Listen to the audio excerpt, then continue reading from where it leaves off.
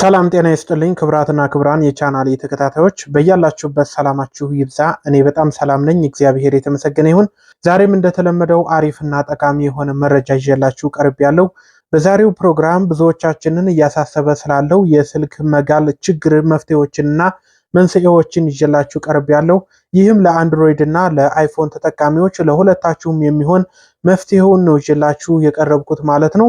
ስለዚህ ሁላችሁም ይህን ቪዲዮ ላይክ እያደረጋችሁ እስከ መጨረሻው እንድትከታተሉ በአክብሮት ጠይቃለሁ። አብራችሁን ቆዩ።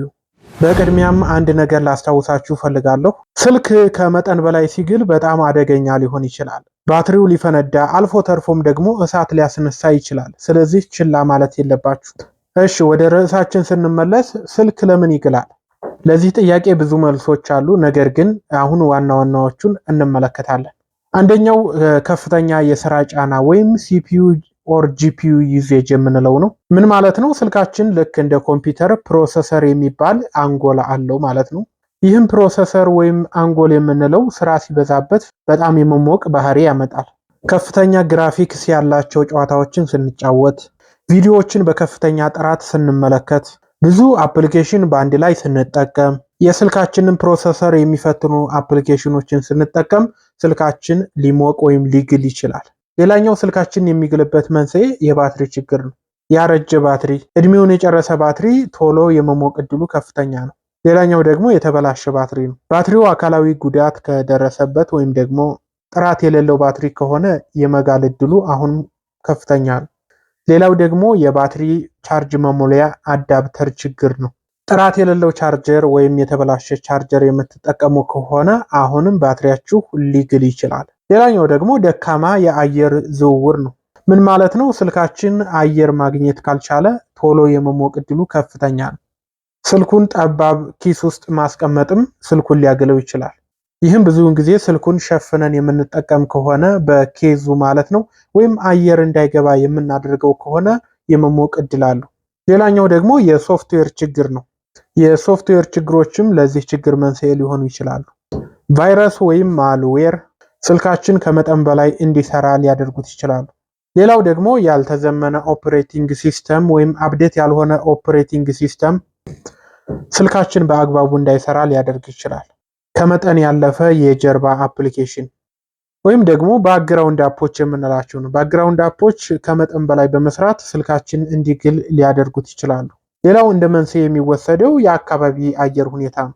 በሞቃት የአየር ጸባይ ሆነን የምንጠቀም ከሆነ አሁንም ስልካችን ከፍተኛ የመጋል እድል ይኖረዋል። የስልካችንን ሙቀት ለመቀነስ የሚረዱ መፍትሄዎች።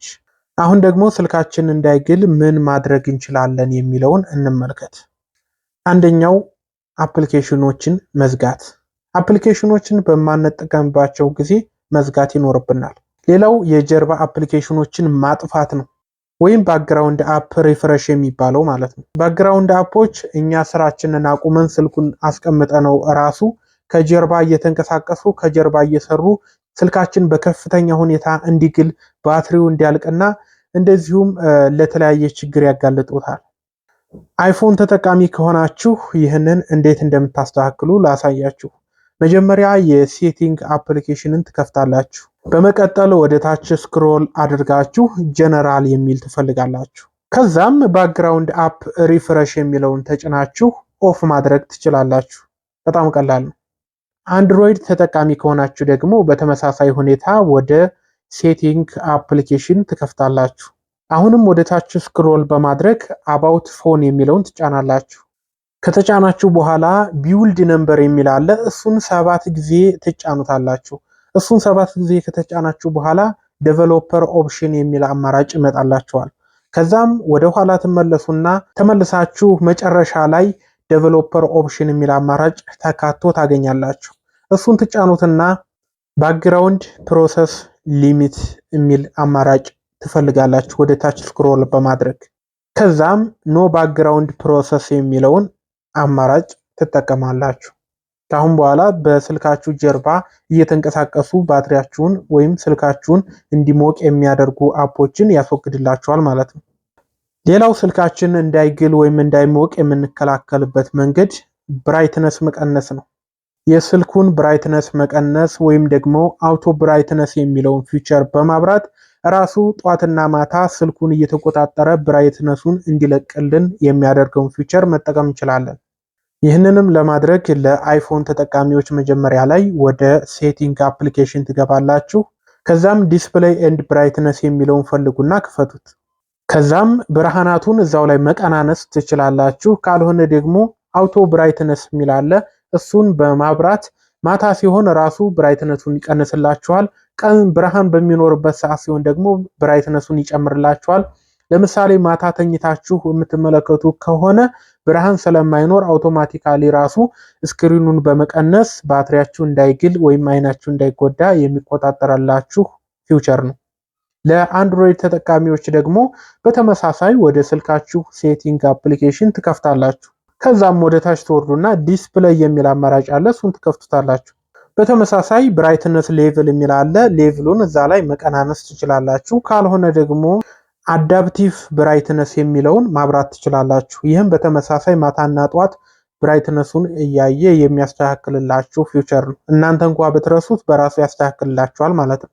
ሌላው ደግሞ ስልካችሁ እንዳይግል የምትቆጣጠሩበት መንገድ ዋይፋይ እና ብሉቱዝ ማጥፋት ነው። ይህም ዋይፋይ እና ብሉቱዝ በማትጠቀሙበት ሰዓት ኦን አድርጋችሁ የምትተውት ከሆነ ስልካችሁ በከፍተኛ ሁኔታ እንዲግል ያደርጋሉ ማለት ነው።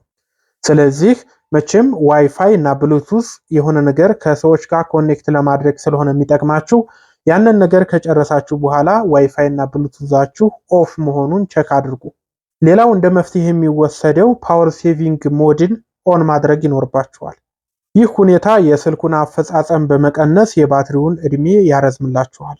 የአይፎን ተጠቃሚ ከሆናችሁ ወደ ሴቲንግ አፕሊኬሽን ትከፍታላችሁ። ከዛ በመቀጠል ባትሪ የሚለውን ትጫናላችሁ። ከዛም ሎ ፓወር ሞድ የሚል ይመጣላችኋል። እሱን ማብራት ነው ማለት ነው።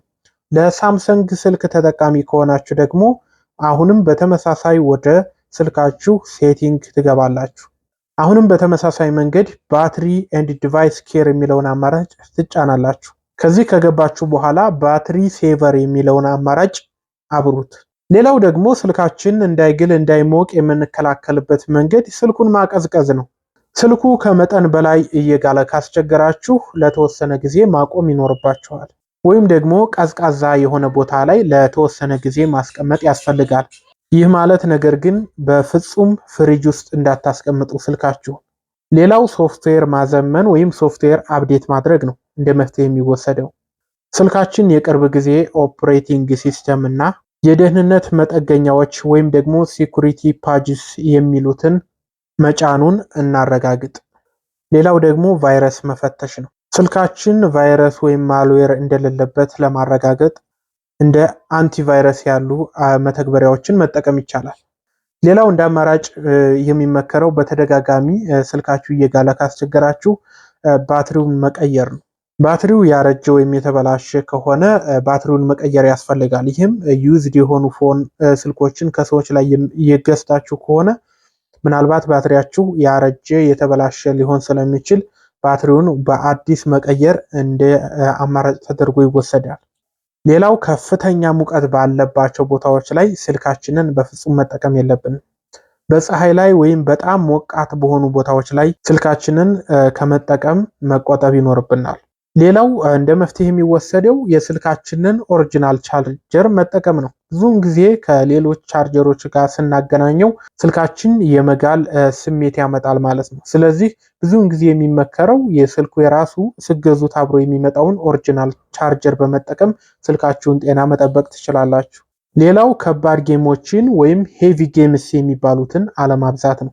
አሁንም ከባድ ጌሞችን ለረዥም ሰዓታት የምንጫወት ከሆነ ስልኩ ስለሚሞቅ ለረዥም ሰዓታት ከባድ ጌሞችን ከመጫወት መቆጠብ ይኖርብናል።